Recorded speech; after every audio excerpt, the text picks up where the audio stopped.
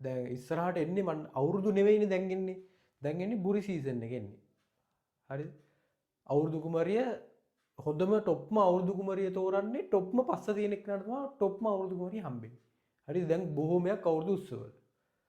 හරි ඉස්සර නම් පංච කල්යාණි කියලා එක එක ඒවා බැලුවානේ. කේශ දන්තානම්ම නම් එක එක ඒවා බැලුවානේ. දැන් එව්ව නැහැ. එව්ව නැහැ. ඇවිල්ලා පස්සවනන්න පුළුවන් නම් ආය ඉහළින්ම තේරෙනවා. හරිද? දැන් බහුතරයක් අවුරුදු උත්සවවල හිමයි අවුරුදු කුමාරි තෝරන්නේ. හරිද? දැන් උඹලා ඕකට ආස වෙලා යනවා පස්සවනන්න. හරි වැනුවා කියමුකෝ පස්ස කමන්නේ. ඊට පස්සේ අන්තිමේට විභාගය කියලා වුණාම ඔය වනන පස්සත් නැහැ. අන්තිමේට විභාගයට කරපු දේකුත් නැහැ. නිකම්ම නිකමෙක් වෙලා යනවා. හරිද? ඊට වැඩිය හොඳයි ඕක නවත්තලා මේකට ෆෝකස් කරනවකො මේ අපි කරන වැඩේට ෆෝකස් කරලා මේක කරනවකො. පස්සේ ඕන තරම් පස්ස වනා ගන්න. ඒක ප්‍රශ්නයක් නෑ. ඒක කාටවත් ප්‍රශ්නයක් නෑ. ඒක පස්සේ මේක කරගෙන ඕන මගුලක් කරන්න. හරිද? දැන් හිතන්න ඔය අවුරුදු කුමාරි වුණා මොකක් හරි වන්නලා හරි කමන්නේ.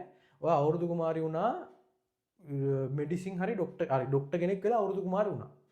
එතන තියෙන වැලියු එක චුට්ටක් බලන්නකො නිකම්ම ඔය අවුරුදු කුමාරය වෙනවා විභාගේ ෆේල්. එතනයි ඩොක්ටර් කෙනෙක් අවුරුදු කුමාරි වුණා අම්මට සිරි. එතන කොහොමද තියෙන ඒ පට්ට වැලියු ඒක ඔයාට ඒ වැලියු එක වෙන කොහින්වත් ගන්න බෑ. හරිද? අධ්‍යාපනයේ කොච්චර වටිනාකමක් අධ්‍යාපනය තුලින් ඔයාට හම්බෙනවද කියන එක ඔයාගේ ලස්සන තුලින්වත් නැතු ඔයාගේ අංගපසංග තුලින්වත් ඒක හම්බෙන්නේ නැහැ අර තරම් වටිනාකමක්. තේරුණාද? ඔයාට ලස්සනක් තියෙනවා නම් ඒ ලස්සනට අර්ථයක් එකතු කරගන්න පුළුවන් ඉගෙනගෙන.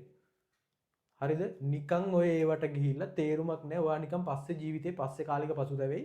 මේ මුණා මම පස්ස වෙනවා විතර අන්තිමට පස්සත් නැහැ මොනවාක්වත්. හරිද? අන්තිමට ඕක තමයි වෙන්නේ. ඒ හින්දා මේ අවුරුදු කාලෙවත් පරිස්සම් වෙලා ඉන්න මේ පාර විභාගෙ ලියන කට්ටිය මේ සීරියස් කියන්නේ මේ වීලුවට hina වෙන්න විතරක් නෙවෙයි කියන්නේ hina වෙන්න කමක් නැහැ. hina වුණාට අවුලක් නැහැ.